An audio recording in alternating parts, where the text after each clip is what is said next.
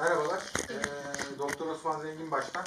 Sevim Altınok hanımefendimiz bizim pozitif hastalarımızdandı. Bugün kendisini şifa ile taburcu ediyoruz. Kendisinde bu süreç hakkındaki görüşlerini alalım. İlk geldiğimde çok kötüydüm. Öksürük ve ateşle geldim buraya. Çok fenaydım ama buraya geldiğimde tedavilerin sürecince bana çok iyi bakıldı ve daha iyiyim. Doktorlarımdan çok memnunum. Her şeylerinden çok memnunum.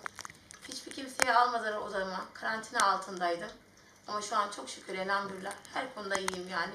Onlardan Allah razı olsun. Evet, Sevim Hanım bugün şifayla taburcu ediyoruz. Evet. Bir 14 gün daha evet. Evden çıkmayacaksınız. Evet.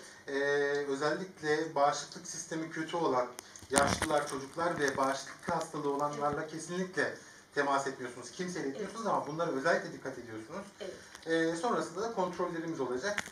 Yarım kalan tedavimizi de buradan giderken sizinle paylaşacağız. Tamam Sizi her gün arayacağız. Tamam hem bakanlık yetkilileri hem biz arayacağız. İnşallah tamamen de artık bu süreci sona erdireceğiz. Tamam hocam. Çok geçmiş olsun.